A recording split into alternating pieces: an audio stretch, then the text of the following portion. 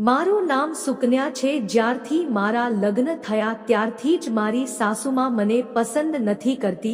હું ઘરનું બધું જ કામ કરું છું તો પણ મારું કામ કરેલું સાસુને પસંદ નથી આવતું। મને રોજ અશબ્દ બોલે છે। તેમના એવા શબ્દો સાંભળીને મારું કલેજું કાપી જાય છે। મારા લગ્ન થયાને 3 વર્ષ થયા છે। હજુ મને કોઈ સંતાન નથી થયું કારણ કે મારા પતિ 2.5 વર્ષથી બીજા શહેરમાં ધન કમાવા માટે ગયા હતા। ઘરમાં નણંદ, સસરા, સાસુ અને હું રહીએ છીએ। પરંતુ એક રાત્રે હું એકલી મારા પલંગ પર સૂઈ રહી હતી ત્યારે મારા ઓરડામાં સાસુ અને સસરા આવ્યા। હું ભરી ઊંઘવાથી એટલે મને કંઈ ખબર ના પડી। સાસુએ મારું મોં દબાવ્યું અને સસરાએ મારા પગ પકડીને મારી સાથે જે કર્યું તે જાણીને તમારા રૂવાટા ઊભા થઈ જશે। મેં કોઈ પણ રીતે બૂમો પાડતી રહી અને મારા સાસુ સસરાને કહેતી રહી કે મારી સાથે આ અન્યાય ન કરો। હું રડતી રહી તોય સાસુ સસરાને મારી પર દયા ન આવી।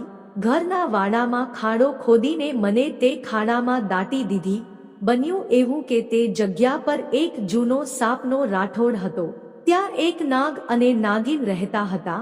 તે નાગ નાગીની નજર મારા પર પડી અને તેમને જોયું કે મારી સાથે ખૂબ અન્યાય થયો છે ત્યારે તે નાગ નાગીન મને ત્યાંથી પાતાળ લોકમાં લઈ ગયા। ત્યાં બધા નાગોની વચ્ચે નાગોના રાજા નાગરાજ બેઠા હતા। તે નાગ નાગીને મને કહ્યું, આ અમારા નાગદેવતા છે, બહેન તમે તેમને પ્રણામ કરો। પછી નાગ નાગીને મને કહ્યું, બહેન હું તારા ઘરના વાડા પાછળ રહું છું। હું તને દરરોજ જોઉં છું। તું રોજ તુલસીને પાણી રડે છે, ભગવાનની સેવા કરે છે, એકાદશીનું વ્રત પણ કરે છે, તો પણ તારી આવી દશા શા માટે કરી છે તે સમજાતું નથી। બહેન કૃપા કરીને મને કહો। ત્યારે મેં નાગ નાગીનને કહ્યું, હે નાગદેવતા, મારા લગ્ન થયા 3 વર્ષ થયા છે, મને કોઈ સંતાન સુખ નથી, તેથી જ કરીને મારી સાસુ અને સસરા મને પસંદ નથી કરતા। મારા પતિ પણ ઘરેથી બહાર રહે છે। આ સંજોગોમાં અમારે શું કરવું જોઈએ તે મને ખબર નથી। ત્યારે નાગોના રાજા નાગરાજ કહે છે, હે પુત્રી ચિંતા ના કરીશ, હું પાતાળ લોકનો નાગોનો રાજા નાગરાજ છું અને મને ભગવાન વિષ્ણુએ ઘણા વરદાન આપ્યા છે। ભગવાન વિષ્ણુ પણ અહીં 4 માસ માટે યોગ નિંદ્રા કરવા આવે છે। હે દીકરી, તું ચિંતા ના કરીશ, તને સુંદર રાજકુમાર જેવો પુત્ર પ્રાપ્ત થશે અને તારો પતિ પણ તારી સાથે કાયમ રહેશે, કારણ કે તે પૃથ્વીલોક પર ભગવાન વિષ્ણુની ઘણી પૂજા કરી છે, તુલસી માતાને પાણી અર્પણ કર્યા છે, તેથી જ તારી ભક્તિથી હું ખુશ થઈને એક નાગમણી આપું છું। દીકરી, આ નાગમણી સાથે એક ચિઠ્ઠી પણ આપું છું। જ્યારે તારો પતિ ઘરે આવે ત્યારે તારે આ ચિઠ્ઠી ખોલવાની છે અને એ રાતે ચિઠ્ઠી કહ્યા મુજબ તે કાર્ય કરવાનું છે। આ એક ઈચ્છાધારી નાગમણી છે જે હું તને આપું છું।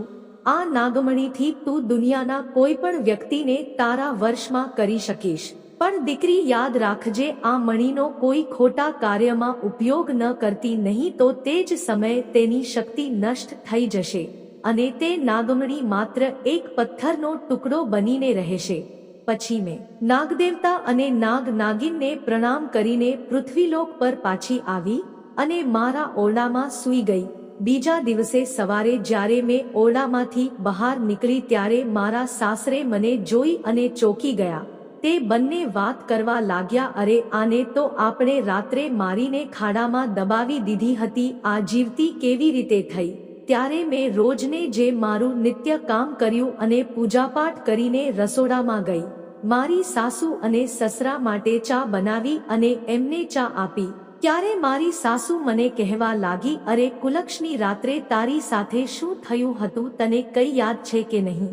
મેં સામે જવાબ આપ્યો, સાસુમાં, હું તો મારા ઓરડામાં સૂઈ રહી હતી અને મને નિંદરમાં સપનું આવ્યું, મારા પતિ થોડાક દિવસમાં ઘરે આવવાના છે। મારી સાસુ મને કહેવા લાગી, અરે કુલક્ષણી, મારો દીકરો એટલે કે તારો પતિ તને પ્રેમ નથી કરતો એટલે તારાથી દૂર ચાલ્યો ગયો છે। તારા પગ એવા મારા ઘરમાં પડ્યા તો મારો દીકરો પણ મારાથી અલગ થઈ ગયો। પછી મેં ચૂપચાપ જઈને મારા રસોડામાં કામ કરવા લાગી અને વિચારવા લાગી, હવે આ નાગમણીના ઉપયોગ કરવાનો સમય આવી ગયો છે। ત્યારે મેં મારા સાડીના છેડામાંથી નાગમણી બહાર કાઢ્યો અને આદેશ આપ્યો, ત્યારે નાગમણીમાંથી 4 સાફ બહાર નીકળ્યા અને મારા સાસુ સસરાના પગ પર ફરવા લાગ્યા. ત્યારે મારા સાસુ સસરા ઘણા પરેશાન થઈ ગયા અને આમતેમ ભાગવા લાગ્યા. આ જોઈને મને ખૂબ જ આનંદ આવ્યો, કારણ કે અત્યાર સુધી તે લોકો મને પરેશાન કરતા હતા. પછી જ્યારે રાત્રે તેઓ સૂઈ ગયા ત્યારે હું ના મળીને ફરી આદેશ આપ્યો અને તે સાપ તેમના સપનામાં પણ દેખાવા લાગ્યા. ત્યારે મારા સાસરા બીજા દિવસે ઉઠીને કહેવા લાગ્યા કે આ કોઈ આપણા ઘરમાં બલા આવી છે, હમને તો સપનામાં પણ સાપ દેખાય છે. આમ કરતા કરતા થોડાક દિવસ વીત્યા અને ઘરમાં ફૂલ ગરીબી આવી ગઈ. ઘરમાં ગરીબી આવતા જ મારા સાસુ સસરા ભૂવા બળવા પાસે જવા લાગ્યા, તો પણ ઘરમાંથી ગરીબી ના ગઈ અને રાત્રે તેમને સપનામાં સાપ દેખાઈ રહ્યા હતા. એક દિવસે મારા પતિ શહેરમાંથી ઘરે આવ્યા. તેઓને પણ શહેરમાં વધારે કામ ન મળવાને કારણે ઘરે કોઈ ધન લાવ્યા ન હતા. ઘરમાં પહેલાથી જ ગરીબી ચાલી રહી હતી અને બીજી આફત આવી. ત્યારે મારા પતિ સાસુ સસરા મને કહેવા લાગ્યા કે તું રોજ પૂજા કરે છે, તુલસીમાં પાણી રડે છે, તો પણ આપણા ઘરમાં ગરીબી કેમ છે? ત્યારે મેં કીધું, જે ઘરમાં કંકાસ હોય છે તે ઘરમાં લક્ષ્મી વાસ કરતી નથી. તમે રોજ મારી સાથે ઝઘડો કરો છો અને મારા પતિ પણ મારાથી દૂર રહે છે, એ જ કારણથી ઘરમાં લક્ષ્મી આવતી નથી. ત્યારે મારી સાસુ બોલી કે જો તારી ભક્તિમાં શક્તિ છે તો કાલથી જ આપણા ઘરના ભંડાર ભરેલા હોવા જોઈએ અને ઘરમાં કોઈ પૈસાની કમી ન હોવી જોઈએ. ત્યારે મને નાગદેવતાએ આપેલો નાગમણીનો વિચાર આવ્યો, એટલે હું ભાગીને રસોડામાં ગઈ અને નાગમણી બહાર કાઢીને આદેશ આપ્યો. તે જ સમયે ઘરમાં રાખેલા બધા અન્નના ભંડાર ભરાઈ ગયા અને સોનું ચાંદી પૈસા બધું જ ઘરમાં ભરાઈ ગયું. આ જોઈને મારા પતિ મને કહેવા લાગ્યા, આ કેવી રીતે શક્ય છે? ત્યારે મેં મારા પતિને તે રાત્રે થયેલી બધી જ ઘટનાની વાત કહી. પછી સુકન્યાની સાસુ બધું જોઈને ખુશ થઈ ગઈ અને સુકન્યાને પૂછવા લાગી, આ સોનું ચાંદી તું ક્યાંથી લાવી છે? ત્યારે સુકન્યાએ વિચારીને સાસુમાને સાચું ના કહીને બીજી વાત કહી. આ સાંભળીને સાસુને ખૂબ ગુસ્સો આવ્યો અને કહેવા લાગી, હે મૂર્ખ સ્ત્રી, તું આટલું જ સોનું લાવી છે. જો હું અહીં હોત તો તે આખું સોનું લઈ આવી હોત. પછી સાસુ પણ તે જંગલના પોલાણમાં સંતાઈ ગઈ અને રાક્ષસની રાહ જોવા લાગી. પછી તે 2 રાક્ષસો ત્યાં આવ્યા અને પછી તેઓએ તે પોલાણને ઉડાવી દીધું અને તેને એક બર્ફીલા પહાડ પર લઈ ગયો. આ જોઈને સાસુ ખૂબ ગુસ્સે થઈ અને તે કહેવા લાગી કે તે આ ક્યાં લાવ્યા છે? અહીં માત્ર બરફ અને કાદવ છે. પછી રાક્ષસે તેનો અવાજ સાંભળ્યો અને જોયું કે એક વૃદ્ધ સ્ત્રી ઝાડની પોલાણમાં સંતાઈને બેઠી છે. પછી તે બંને રાક્ષસો તો એ સાસુને પકડીને બહાર કાઢી અને તે બર્ફીલા પહાડ પર પછાડી, પરંતુ તે પડતાની સાથે જ તે મૃત્યુ પામી. અહીં સુકન્યા તેની સાસુની રાહ જોઈ રહી હતી. તેની સાસુ પાછી ન આવે ત્યાંથી સુકન્યા તે પોલાણ પાસે ગઈ અને અંદર જઈને જોયું, ત્યાં તેની સાસુ ન હતી. તે સમજી ગઈ કે લોભને કારણે તેણે શ્વાસ ગુમાવી દીધો છે. એક દિવસ તેને પુત્ર થવાનો વિચાર આવ્યો. સુકન્યાના મનમાં વાત આવી અને તે મનમાં વિચારવા લાગી કે જો મને પણ દીકરો હોત તો મને સાસરિયામાં બહુ માન મળત.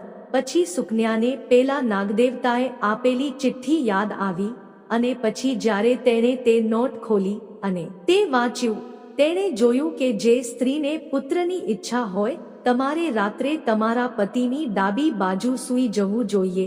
આમ કરવાથી થોડીવાર પછી ડાબી બાજુ સુવાથી જમણી નાકનો સ્વર શરૂ થાય છે અને જમણી બાજુ લેવાથી ડાબી નાકનો સ્વર શરૂ થાય છે. પછી જ્યારે પુત્રની ઈચ્છા હોય ત્યારે તે સ્થિતિમાં મિલન પહેલા તે ખાતરી કરવી જોઈએ કે માણસનો જમણો સ્વર ચાલતો હોય અને સ્ત્રીનો ડાબો સ્વર ચાવતો હોવો જોઈએ અને તે જ સમયે ગર્ભધારણ થવો જોઈએ. આમ કરવાથી ચોક્કસપણે પુત્રનો જન્મ થશે. તેનાથી વિપરીત જો નાકનો અવાજ ફરવા લાગે છે તો પુત્રનો જન્મ થશે. સ્લિપમાં આગળ લખ્યું હતું કે માસિક સ્રાવ શરૂ થયા પછી પ્રથમ 4 દિવસમાં પુરુષ સાથે સંભોગ કરવાથી તે પુરુષને નકારાત્મકતા પ્રાપ્ત થાય છે અને 5મી રાત્રિએ સમાગમ કરવાથી પુત્રીની પ્રાપ્તિ થાય છે તથા 6ઠી રાત્રિ સમાગમ કરવાથી પુત્રની પ્રાપ્તિ થાય છે. 7મી રાત્રે મિલન થવાથી એક વંઝિલ પુત્રીની પ્રાપ્તિ થાય છે. 8મી રાત્રે મિલન કરવાથી બળવાન પુત્ર પ્રાપ્ત થાય છે. 9મી રાત્રે મિલન કરવાથી સુંદર પુત્રી પ્રાપ્ત થાય છે. 10મી રાત્રે વિદ્વાન અને ખૂબ જ સારા પુત્રની થાય છે.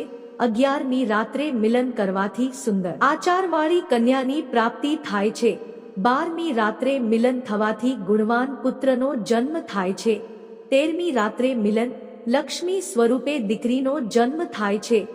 4મી રાત્રે મિલન થવાથી ગુણવાન બુદ્ધિશાળી અને બળવાન પુત્રનો જન્મ થાય છે. પ્રિય મિત્રો, આ વાતનો ઉલ્લેખ ગરુડ પુરાણમાં પણ જોવા મળે છે. સુકન્યાએ માસિક ધર્મ પછી 14મી રાત્રે તેના પતિ સાથે સમાગમ કર્યો હતો. પછી ગર્ભધારણ થયો.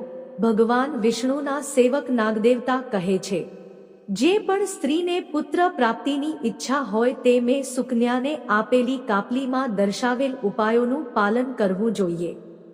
આ વાતનો ઉલ્લેખ ગરુડ પુરાણમાં પણ જોવા મળે છે. જે સ્ત્રી ચારિત્ર્યનું રત્ન ધારણ કરે છે તેને મૃત્યુ પછી સ્વર્ગ મળે છે. મિત્રો, મને આશા છે કે તમને આ વાર્તા પસંદ આવી હશે તો વિડિયો લાઈક કરો અને આવી બીજી વાર્તાઓ સાંભળવા માટે ચેનલને સબસ્ક્રાઇબ પણ કરી લેજો. જય શ્રી હરિ વિષ્ણુ, જય માં લક્ષ્મી. વિડિયોના અંત સુધી જોડાવા બદલ તમારો ખૂબ ખૂબ આભાર.